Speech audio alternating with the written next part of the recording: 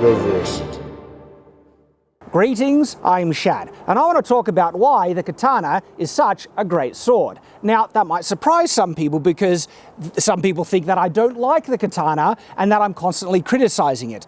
What I'm doing is trying to correct the misconceptions. If any sword had an inaccurate understanding and an overly inflated kind of reputation like the katana, I would be just as vehemently trying to correct those misconceptions as I do about the katana.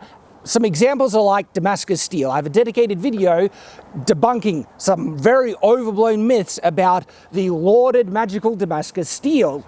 You see, when things are inaccurate, I like to get a stronger, more accurate understanding of swords in their correct context, hence why I've made so many things about the katana. And by the way, it is also because the katana is popular. People love talking about them, love learning about them. I'm exactly the same. And why is that? Because even with all the inaccuracies and misunderstandings about this sword, it is still a great sword. I am very clear about some of the flaws in it, and there are certain things that I feel are more objective things that make me prefer other swords over the katana. The three main flaws in the katana are: one, I prefer crossguards over the tsuba. I do genuinely believe that objectively a crossguard is a superior handguard than the round tsuba. I also prefer spring steel over the traditional differentially hardened way that katanas are made. But you can actually buy spring steel katanas, and yeah, I think those are genuinely better swords. And lastly, the overall length. I prefer swords that have a bit more reach, but you can also get a sword with longer reach. Specifically, the O-Katana. And the O-Katana I really, really like. This is a modern one, and so it's actually made out of modern steel. I'm not sure if it's spring steel, but it's closer. It is longer, and so this is a type of sword that I really like. And the only small flaw is the lack of crossguard for me, but that's also a contextual thing because you don't always need a crossguard.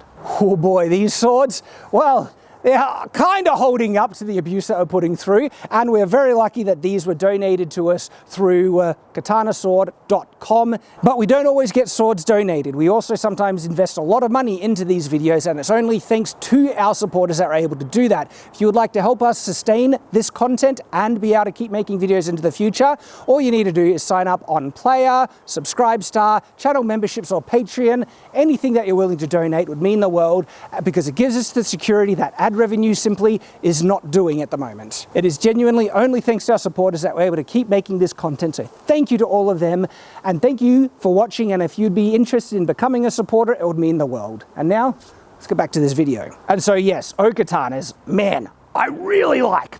And many of those things I like are absolutely present in more traditionally made katanas, and those are the things that I want to describe, explain to you. It absolutely should always be acknowledged that the overall geometry and profile of katanas, which are more standard and uniform amongst many types of katanas, by the way, is gorgeous and really, really good. And honestly, I can see why it remains so standard for so long, because it is an excellent blade profile. And so what am I talking about? I'm talking about the overall angle of the primary bevel. The katana is absolutely taking advantage of the fact that it's single edge and therefore can get away with a longer edge bevel and a more narrow edge angle as a result, while still maintaining a stiffer, thicker spine. This increases overall rigidity of the blade, making it very forgiving in the cut, while also having a more narrow edge angle, and it has mostly a primary bevel with very little secondary bevel on the blade, which definitely helps out in cutting performance. To me, the blade geometry is actually one of the greatest and most impressive virtues of the katana. Not actually how it's made, it's its design. I also should point out and give credit to the way that it is made. People have kind of let, I guess, the pendulum swing too far in the opposite direction to say that it is, you know, terrible or only necessary because of the materials going into it, right? The way the katana is made, folded steel, also with differential hardening, is something that many other cultures have done, including Europe. That folded steel is very common all throughout medieval Europe as a standard process to help purify impure steel, okay? For me, the big difference is when we come into spring steel. The way the katana is traditionally made, you can never result in turning it into spring steel. Whereas in the best European swords, but not representative of all of them. We're only comparing best to the best here. They absolutely did have spring steel swords in medieval Europe, late medieval Europe. We have artistic references right here to show. To achieve reliable spring steel like that, the steel needs to be more pure, consistent, and the quenching needs to be bang on to achieve those performances. And because medieval Europe had spring steel in crossbow arms, limbs, they were absolutely making reliable, consistent spring steel. But that is comparing the very best and should be understood. It's actually not representative of all types of swords in medieval Europe. That's just the very best. In actual fact, most of the swords of medieval Europe were actually very inconsistent in regards to their quality. The carbon content, the purity of steel, the quenching quality. There are many surviving examples of medieval European swords of what we would consider very poor craftsmanship in regards to the steel quality and finish. But there are also surviving examples of truly exceptional quality. And there was a good few that were actually quite comparable to the katana in regards to being folded steel. With steel of even mild steel to high carbon, wasn't perfectly pure, needed to be folded, all right? And they were still considered high quality, all right? The types of blades that were coming out of Toledo were known to being laminated and folded blades. Very high quality. It takes a lot of work to do it. It just wasn't the very best. It wasn't spring steel. You also need to acknowledge that a lot of the katanas that people compare against, the folded steel, differentially hardened, they're being compared against the best quality katanas. The mid-range katanas of the period, just, as poor quality as the mid-range of medieval ones with very inconsistent results, impurities, the whole thing. So I don't think the way the katana is made makes it inherently better than other types of sword. It actually makes it more contemporary with many other types of swords, but the techniques developed absolutely deserve credit and acknowledgement that those techniques were understood in other cultures as well. In relation to the way that it's made, there is another misconception in regards to the quality of, when I say steel, people often say quality of steel when they're more often referring to the quality of the original iron ore. Sotetsu being impure, we're going through bloomery furnace, the tatara results in impure steel. As a result, hence the necessity to fold it, to remove those impurities, to get a more functional, usable sword.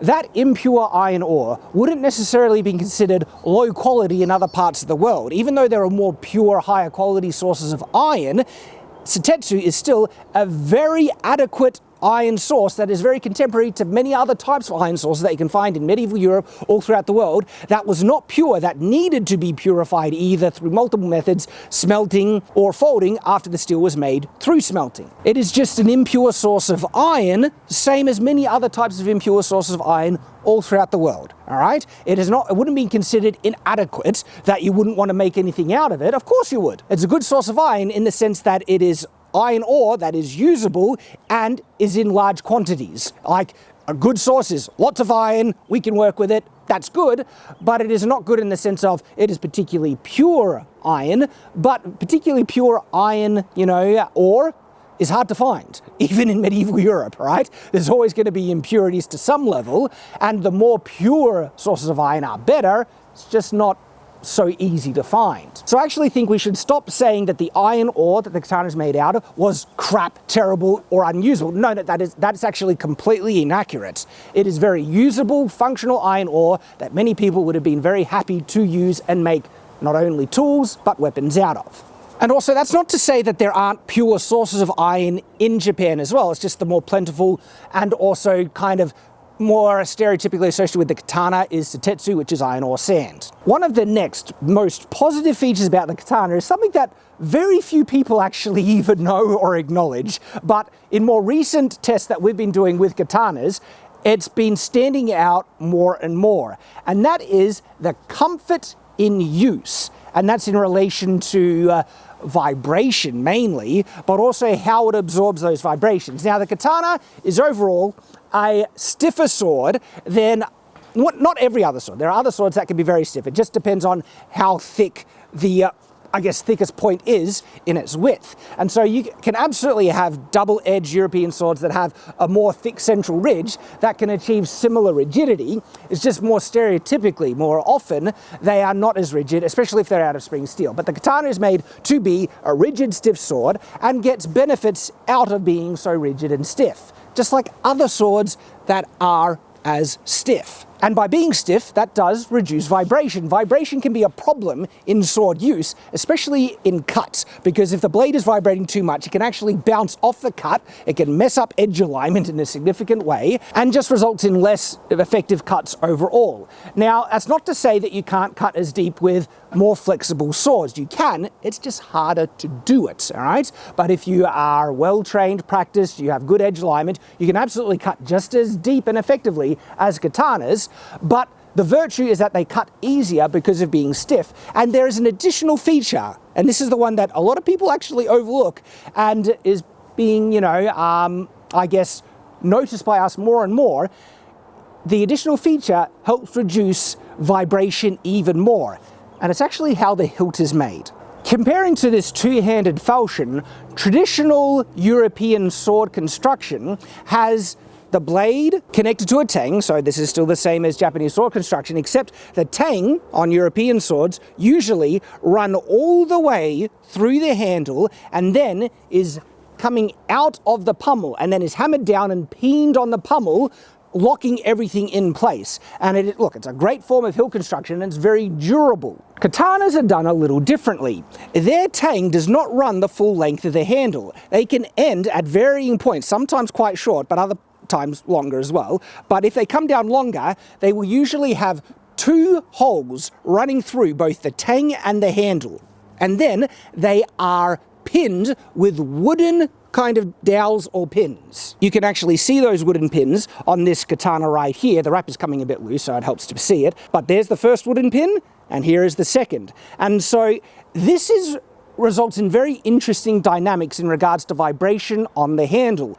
By being pinned onto the handle with these wooden dowels, we've noticed that this gives greater vibration absorption on the handle overall, which makes the handle quite comfortable when you cut with because it reduces vibration. As a result, swords that are more flexible, like a lot of European swords, you can feel the vibration to a much more significant degree because the vibration that hits the handle travels into the blade through the tang, ending at the pommel, and so you feel it. And that can actually have some very uncomfortable results if you have an uncomfortable handle. Now, not all Messer handles are like the one that we have here. This is the cold steel Messer, and overall, we've been very happy with this Messer, but the edges on the handle are quite sharp. It's a very rectangular, sharp handle, and the vibrations that hit this sword, this one doesn't have a more traditional European tang construction, by the way, or hilt construction. It has a knife construction, hence why it's a Messer, full tang all the way through.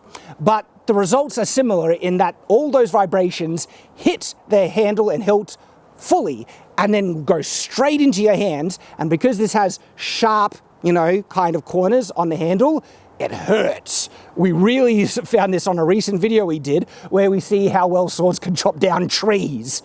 Full trees, chopping down. And when we put this Messer to the test, ow! Biggest problem I have with it, friggin' handle is so uncomfortable. But the other result that we found with the katana, because we used this very katana chopping down trees as well, is that it was by far the most comfortable to hold and use in chopping down trees. Like, it resisted vibration because of being thick, and then the way that the handle was made, it's like the wood just absorbed and reduced that vibration even further, making it feel really nice to cut with. Tyrant in particular loves this feature on the katanas. Also, just to caveat, this is a mono steel katana. It's not a traditionally made one. And as a result, well, is it stronger? We have a video testing this one versus a more traditionally made katana. And yeah, the results are very interesting to test. But the overall performance of this one is actually quite impressive. And so when people cut with a katana, including us, sometimes you barely feel the blade cut through the target because there is so little vibration and absorbs it. And then this comes to the other big virtue in most katanas, and that is the wrap. I love the wrap and grip of katanas. I love the diamond pattern. I love the feel of the cord that they use, and sometimes it's even silk, and it's just really comfortable. And the diamond pattern, right? This creates kind of ridges on the sides here that give good friction to be able to grip, and so it doesn't slip out if it was just wrapped without these kind of twists and diamond pattern. And so the katana, as a result, is actually a really comfortable sword to use, and this diamond pattern looks gorgeous. I love it, okay? And so if I was to actually say the 3 biggest virtues of the katana which make it such a great sword, just in summary, the points that I covered: the overall geometry and profile of the blade, the hilt construction, which reduces vibration even further, and the wrap and style of grip. I should add an honest caveat in regards to this hilt construction.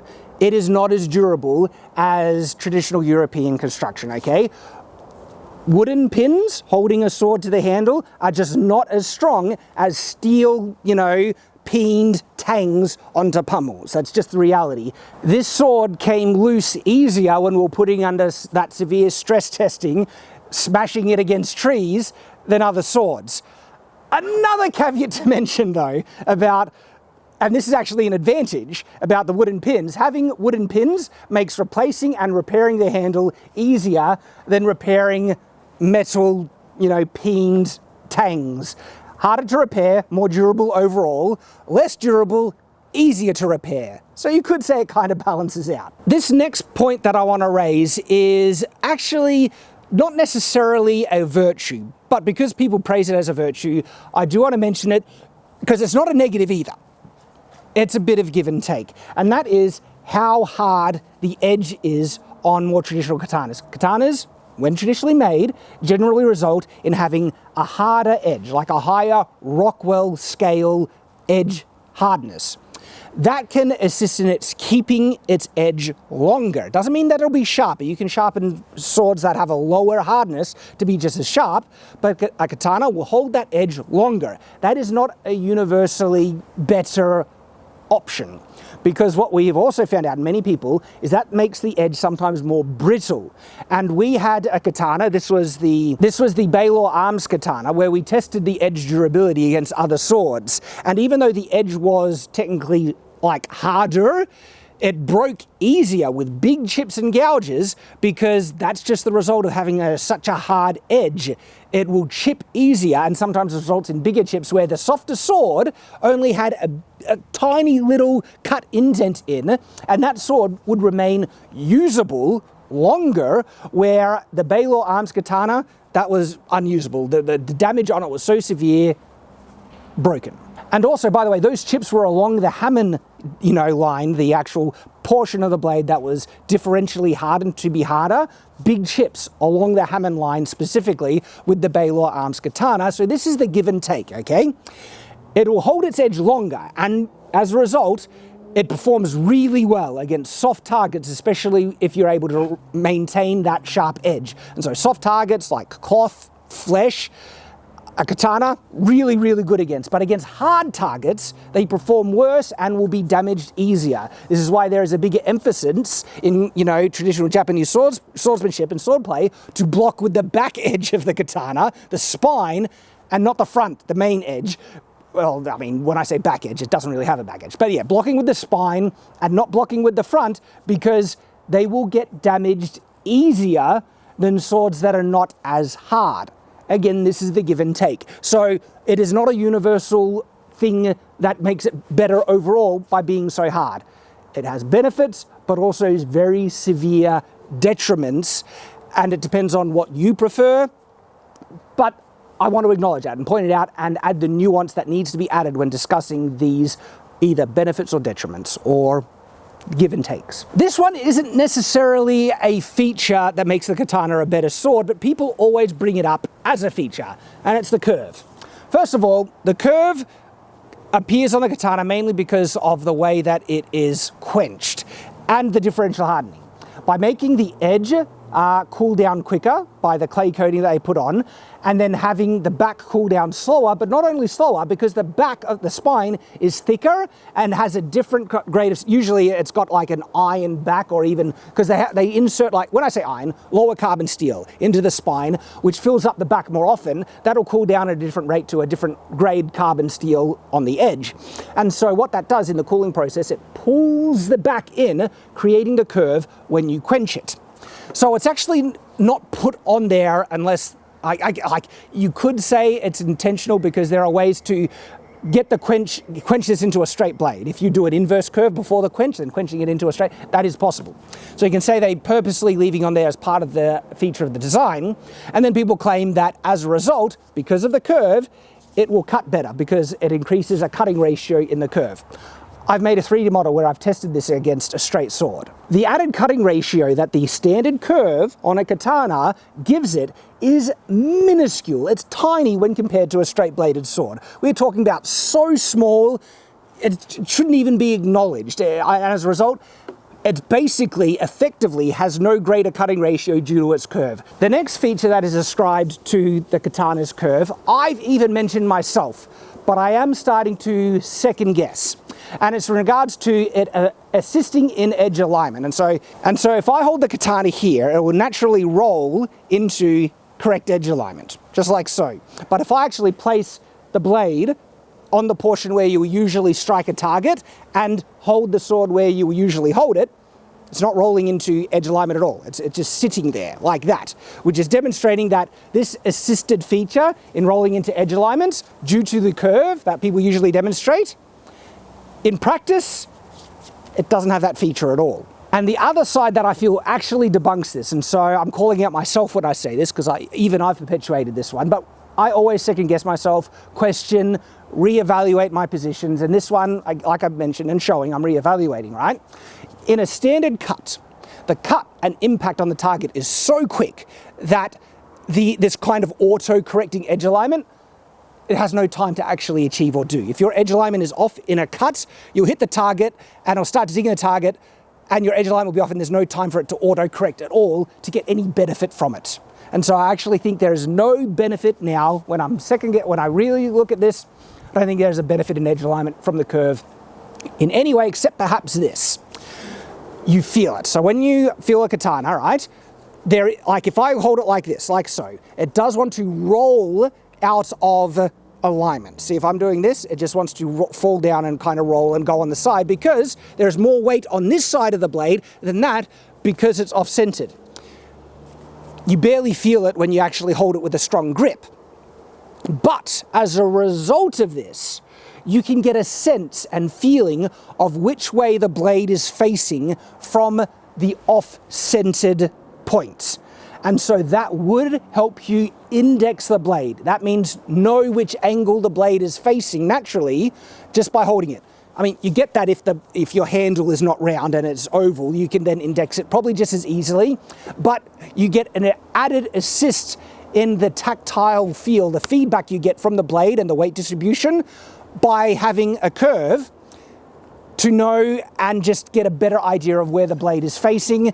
And so perhaps that's a small added benefit from the curve, which helps you index the blade, not necessarily auto-correct edge alignment when you cut with it, because most predominantly the curve on it is a byproduct of how it's made, not put in there, not designed on the blade to assist cutting ratio. If you want a curve on a blade to assist cutting ratio, you usually need a much more pronounced curve.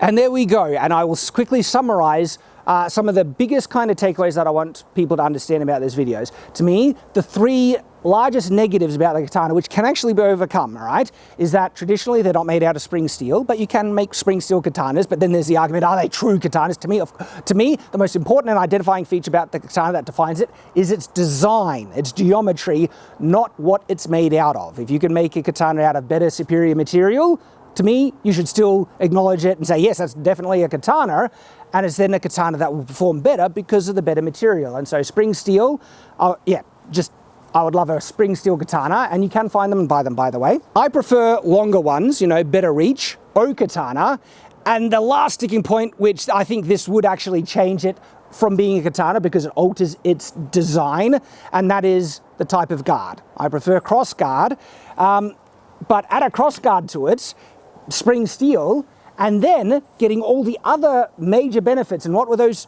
like, out of all the benefits, 3 ones stand out overall that make the katana a particularly great sword. Its blade, design, geometry, and profile. It's gorgeous. It's one of the best. It isn't better than other types of ones. It's a, you know, pro and con, there's benefits and detriments, but it is beautiful and truly optimized for its design and purpose, which is cutting. So it's got a beautiful blade profile. It has a really interesting and unique benefit by the way that the hilt is constructed in absorbing vibration and making it more comfortable to cut with. And the wrap and grip is awesome. And so no, I don't hate the katana. In fact, there is a lot to love about it. So much so, you can most definitely call it a great sword. And I think we should. It is a beautiful, wonderful, really good sword, even great. So thank you for watching. I hope you've enjoyed. And if you want to see us put these things to the test, like I said, tree cutting video where we get to see how some of these katanas perform, this one in particular. If you want to see how that vibration really plays into how it, it works, also comparing cheap versus expensive, check out the videos right now. They haven't got the love that they deserve, in my opinion. I think you would really enjoy them. Click on them, don't miss out. Hope to see you there. And until that time, farewell.